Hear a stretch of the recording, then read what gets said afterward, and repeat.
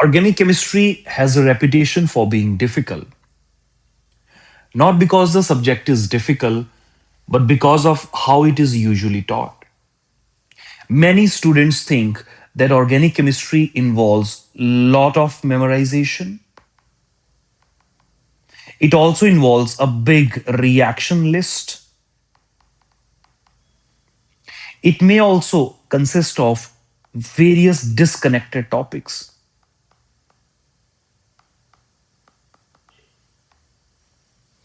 Let me tell you a very, very important thing here. In this complete course, we are going to change this. This course exists to change these notions. Most students preparing for AP chemistry, DAT, MCAT, or college organic chemistry, they are taught what to remember instead of how to think. Organic chemistry is not a memory subject, it is a reasoning subject. Instead of explaining this in words, let me show you exactly what I mean. Consider this reaction. Suppose we have this reaction contains, the structure involves the carbonyl group. It also involves a leaving group and also consists of a carbocation. Let's say if you're given a choice to attack the nucleophile on one of these electrophilic centers, what do you prefer? Where does the nucleophile attacks? There are three pathways. The first pathway is nucleophile can attack on this carbonyl carbon, all right, because this carbon is delta positive, partial positive, right? This nucleophile can attack on this carbon because carbocation this consists of a vacant p orbital. All right, this consists of a vacant p orbital. Now, the third choice would be it simply attacks on this carbon which contains iodine. We have completely three choices: one, two, and three. Please take your time and think and tell me, where does this nucleophile attack? Just think about that.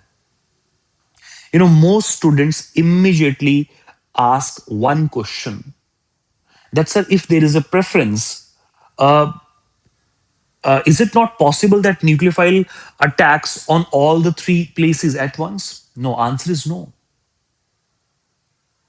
Nucleophile preferably attacks one of these centers. Now we need to choose where does this attack, means which pathway it actually follows. This question can be easily answered with the help of a very, very important theory, which is called as molecular orbital theory. Molecular orbital theory, which is MOT. All right. It simply suggests us the energies of different molecular energy levels. Suppose we have sigma, we have pi, we have non-bonding electrons, we have vacant p, then pi star anti-bonding, and the highest energies of sigma star. This is basically the increasing order of energy. And we also knew it from the chemical bonding things that all these three are filled orbitals and called as HOMO. HOMO is nothing but highest occupied molecular orbitals. And the above three are LUMO. They are called as LUMO, LUMO. They simply means lowest unoccupied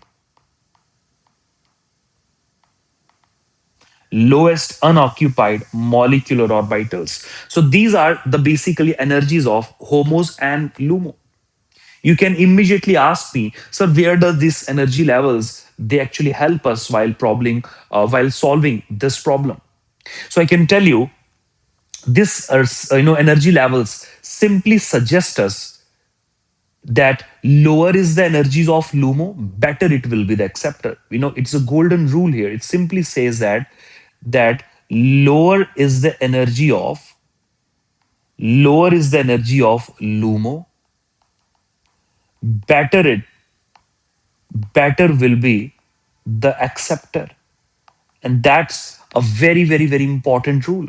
And with this rule, we can easily solve this question. You can see here what are the acceptor orbitals here. We can see it very clearly for the pi bond. Every bonding has anti-bonding orbital. So for the pi bond, we have pi star anti-bonding orbitals, and we have already have vacant p, and for the sigma bond we have sigma star. So which path it preferably will follow? We can see at the energy level diagrams, vacant p has the lowest energy of all the empty orbitals. That means it is the best orbital to accept the electrons from the nucleophile. That is, third pathway is actually followed. That means nucleophile, not third actually, sorry, this pathway will be followed as second pathway, because nucleophile will simply attacks on the vacant orbital. This pathway is actually followed because vacant p has the lowest energy among all the anti-bonding orbitals. All right. And this is how we answer these questions conceptually, not by the rote learning.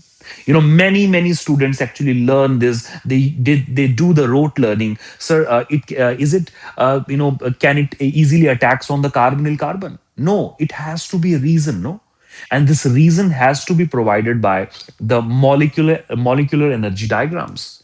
They simply suggested us the energy levels, and based upon the energy levels, we can simply answer this question, right? And this is how actually we are going to learn organic chemistry in this particular course, right? So this is how organic chemistry is tested in AP chemistry, DAT, MCAT, and undergraduate organic chemistry 1 and 2 courses. When the context changes, memorization collapses, reasoning adapts. So, in this entire course, we are not going to obsessed by these labels. We are simply focus upon the logic behind all these concepts. This course is designed so that reactions never feel random. If you understand structure and electrons, mechanisms become inevitable. As I have already told you, there is an art of learning mechanisms. They can never be memorized. You can never memorize all the mechanisms. It is practically impossible. That means there has to be a way, there has to be an art, a very subtle art of learning reaction mechanisms. And here in this channel, in this course, I'm going to show you each and every reason behind these mechanisms. So let me give you a detailed, course roadmap here. In the part one, actually, we are going to start with the structure and bonding. Part one is comprised of structure and bonding. In structure and bonding chapter, this is a very, very big chapter and very foundational topic for the chemistry. It will involve atomic structure. It will involve atomic structure, basic their electronic configurations, how to write electronic configurations of elements. It involves geometries and shapes of molecules. It will also involves the hybridization solving technique, the various type of intermolecular forces, and also involves the advanced theories, the basic theories such as VBT and advanced theories such as MOT. A lot of other things will be studied here in this particular part, structure and bonding. The after part one, this will be followed by part two, and part two will actually consist of IUPAC nomenclature. Part 2 will consist of IUPAC nomenclature and a first step, you can say the doorway towards organic chemistry. We enter the organic chemistry via IUPAC nomenclature. First of all, we learn how to name the molecules. And then we learn their stereochemistry, their bondings, their basic organic chemistry, and then the reaction mechanisms. IUPAC nomenclature, guys, it will be followed by the part 3, which simply tells us GOC, Journal Organic Chemistry. And GOC says a lot of basic concepts such as acids and bases. It involves resonance, it involves electron displacement effects, it involves electron displacement effects, it involves stability of intermediates, it involves stability of intermediates, and lots of other concepts, because geos is a big basically topic. It has a lot to play in your basically this entire course. If anyone is perfect in general organic chemistry, that person will do very well in reaction mechanisms.